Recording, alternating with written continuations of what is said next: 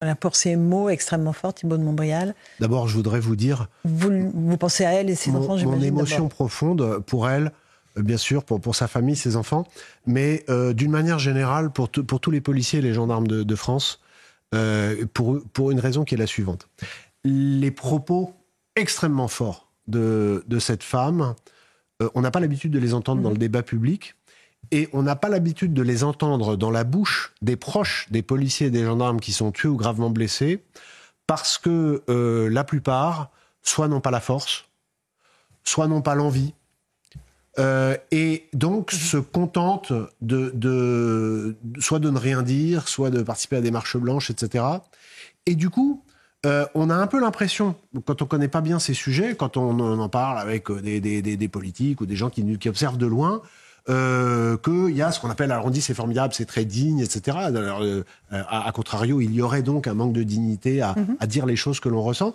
Et on finit par perdre de vue une chose qui est essentielle, c'est qu'aujourd'hui, il y a beaucoup de policiers et de gendarmes en France, je ne vais pas m'amuser à mettre un curseur, vous dire si c'est 70 ou 90%, mais c'est très largement plus que la moitié, qui pensent profondément ce que vient de dire cette dame.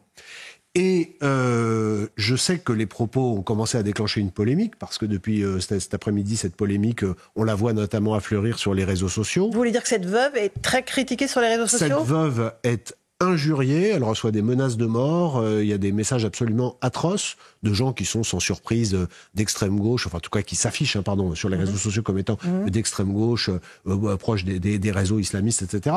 Mais ce que je veux dire, c'est que... Parce qu'elle dit que la France a tué son mari à cause du laxisme. Voilà, c'est-à-dire que par une espèce d'inversion totale des valeurs, au lieu de faire un pas de côté et de se dire ces propos qui sont crus, sont un cri qu'il faut entendre, parce que cette femme a perdu son mari, donc il n'y a plus de sujet de se dire est-ce qu'il faut plaire, faire du politiquement correct, etc.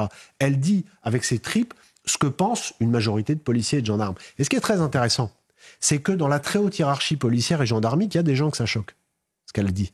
Parce que dans la classe politique et dans la très haute hiérarchie policière et gendarmique, il y a pas tout le monde. Je ne fais pas de généralité. Mais j'ai entendu des choses cet après-midi. Il y a des gens qui disent « Oh non, quand même, il ne faut pas dire des choses comme ça ». Mais non seulement il faut laisser les gens qui sont victimes de ce qui se passe exprimer leurs sentiments, mais il y aurait une terrible erreur politique au sens large du terme à ne pas entendre ce que dit cette dame. Parce que, comme je vous le disais, plus de la moitié des policiers et gendarmes pensent ça, parce que c'est leur réalité. Et c'est une réalité à laquelle les Français sont confrontés sur le terrain. C'est une réalité que tous les chiffres depuis une quinzaine d'années sur l'explosion de la délinquance, la récidive, etc., corroborent. Donc tout ça est une réalité. Et tout ce dont notre pays a besoin, ça fait longtemps que je le dis, mais c'est un choc d'autorité. Et pour finir, si vous me permettez, je voudrais faire le lien avec la situation actuelle politique. On l'a fait tout à l'heure.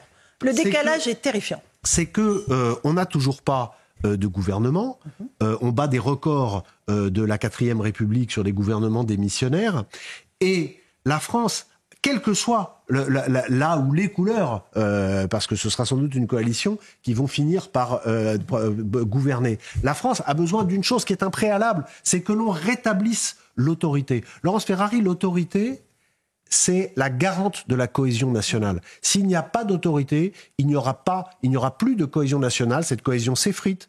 François Hollande l'avait dit en 2015. Gérard Collomb l'a dit en 2018. Nous étions côte à côte. J'ai peur que nous finissions face à face, avait-il dit, alors qu'il était ministre de l'Intérieur en train de partir.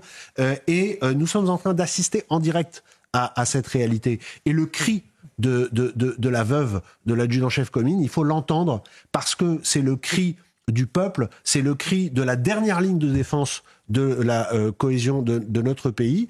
Et maintenant, il faut agir. Mais il ne faut pas agir en étant brutaux ou excessifs. Il faut agir en se souvenant que seule une action extrêmement ferme, policière, mais surtout judiciaire, permettra peut-être d'éviter l'explosion de notre cohésion. Je dis peut-être parce que je n'en suis même pas sûr.